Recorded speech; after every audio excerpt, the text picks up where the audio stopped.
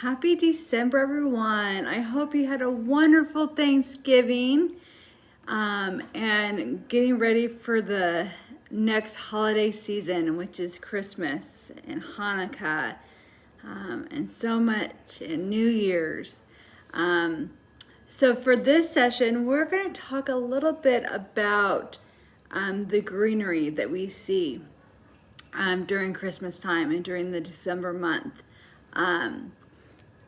So there's three main types. There's the evergreen, and then can you think of the other two wintry plants or the greenery that we often talk about or see during this holiday month? Yes, the holly and the mistletoe. So we're going to talk a little bit about those two today, and where the traditions come from, and kind of the symbolism behind them. So I hope you enjoyed this video, and I hope that you're getting into the holiday spirit. So I'm going to be reading a little bit about the legend of the mistletoe. There is evidence of mistletoe throughout the mythological of ancient cultures. Starting with the Norse, the plant is most associated with the goddess Frigga, wife of the king of the Norse gods, Odin. According to legend, Frigga's favorite son, Baldur, I hope I'm saying these names right, foresaw his own death in a dream. Devastated, Frigga tried to prevent his death by begging all the elements, plants, and animals in the world not to harm him. She reminded them that he was generous and joyful to all who met him, and all who she asked agreed to protect her son. However, Loki, a trickster god, learned that Frigga had not demanded a vow from mistletoe, citing that she felt that the small plant would never be harmful. Loki tricked a blind god into throwing a mistletoe at Baldur. In the blink of an eye, the plant pierced Baldur, who died instantly. In some versions of the myth, Baldur remains dead, and all mourn him. But in the lighter version, many gods band together and return Baldur to his mother in the earthly realm. In this version, mistletoe becomes a symbol of love and resurrection. An overjoyed Frigga proclaims that whenever two people stand beneath the mistletoe, they should kiss in celebration of passion and the resurrection of Frigga's beloved son Baldur. Have you ever kissed under the mistletoe?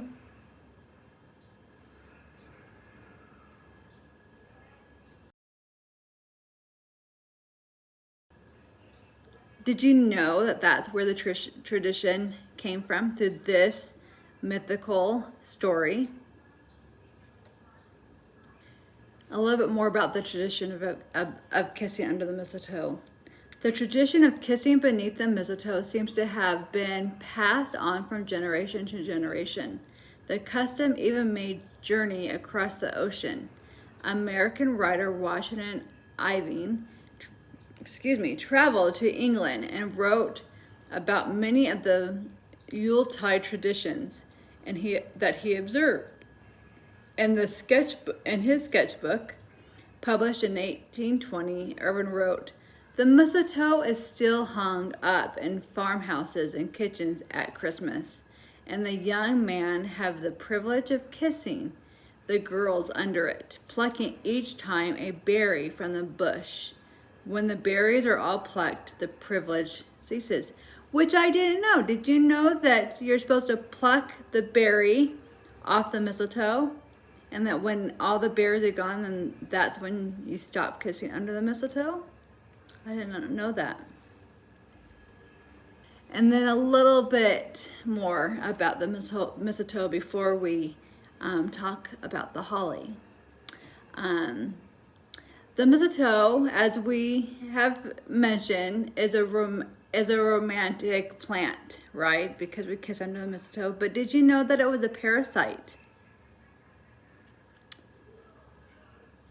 It says mistletoe is a common name for several related species. Mistletoe is a hemiparasite, which means a partial parasite. Like other green plants, mistletoe produces some of its own food via photosynthesis, but it also steals nutrients from the host trees it grows on. So I'm going to show you a couple pictures of what like real mistletoe looks like in the wild, and you'll see that they grow from these trees, and so that's where they pull the nutrients from, is from those trees.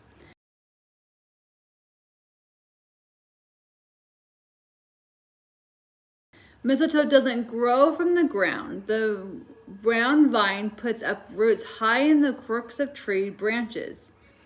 How does mistletoe get there in the first place, you might wonder? Birds love mistletoe berries, which can contain sticky seeds. Birds eat the berries and drop the seeds, which often stick to the tree branches. When the seed can germinate. Mistletoe grows exceptionally well on deciduous trees that lose their leaves.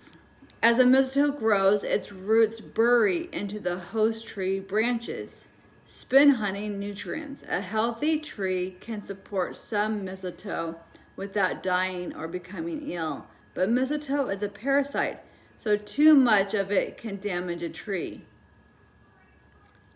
Did you know that mistletoe can actually kill a tree off if too many are germinated onto that tree and grow?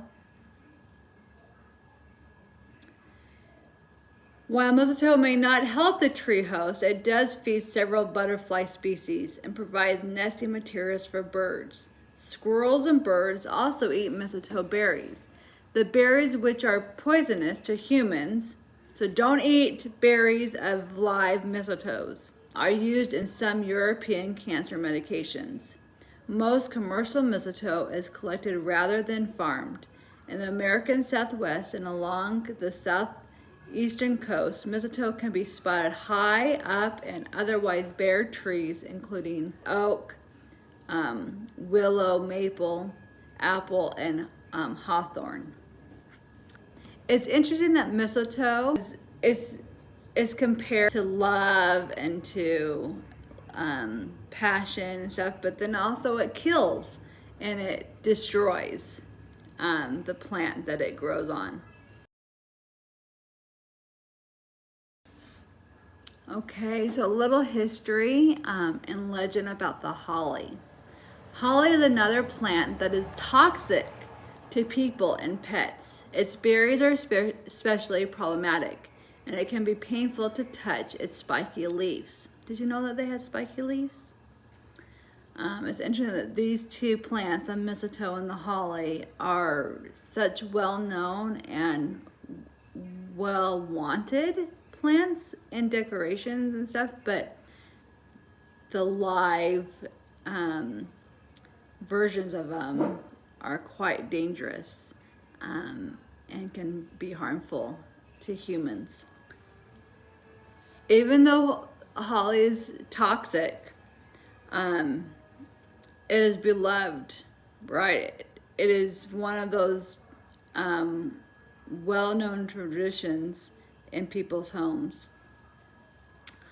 Holly, an evergreen that grows as a bush or tree that can get quite large, is thought to be one of the most preferred plants in Celtic mythology.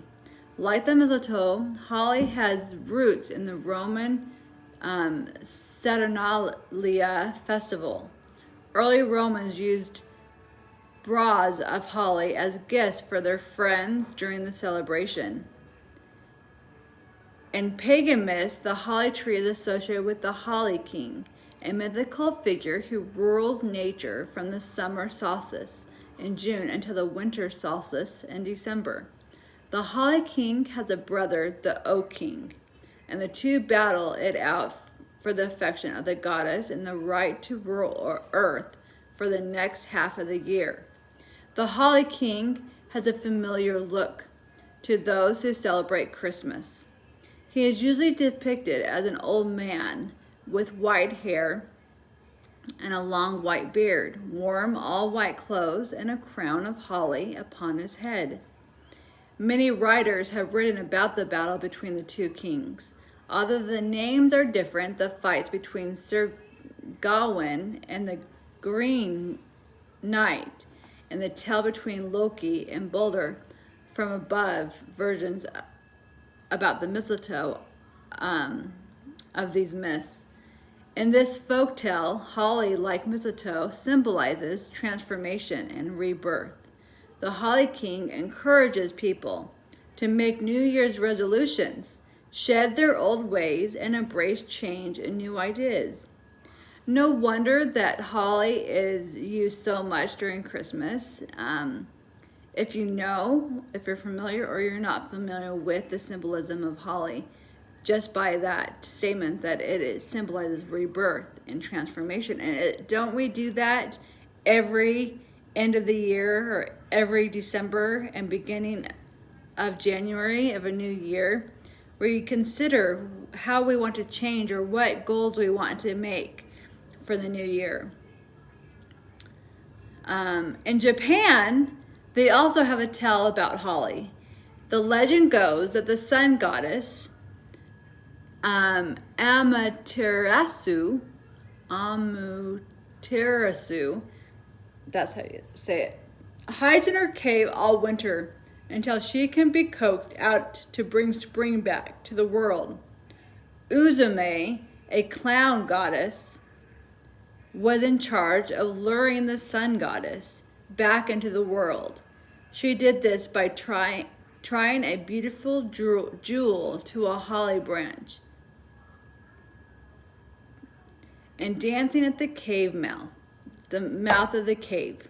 Eventually, the sun goddess, so amused, would return to the world and usher in the spring. There are so many other traditions and legends of the holly. In Ireland, holly is called the gentle tree and is known for being a fairy favorite. If you place holly under a pillow, it's said to make it possible to see the future in your dreams. Have you ever heard that, and have you ever tried that? In England, an unmarried woman would tie a sprig of holly to their beds to protect them from ghosts and general evils. When Christianity eventually made it a rule that no pagan decor could be inside the house, people began to use holly to decorate the outside of their homes to protect them from evil.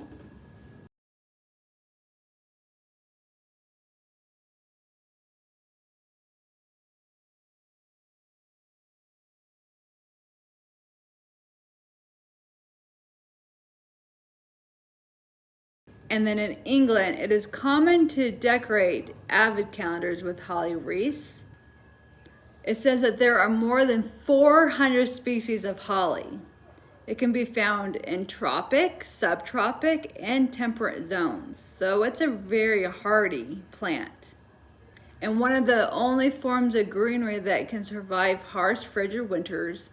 So while the berries are poisonous to deer as well as humans, as we've learned, the leaves are not. In small doses, they can provide substance to hungry foragers when nothing else is available. In addition, the spiky leaves offer protection for birds and bees, butterflies, and the butterflies love the flowers that bloom on the holly in the summer. So although that mistletoe and holly have kind of a bad rap in folklore and in legends, they are seen as beautiful, festive plants during this holiday season. Do you decorate your home with mistletoe or holly. I hope you guys have a very Merry Christmas and enjoy this festive holiday month.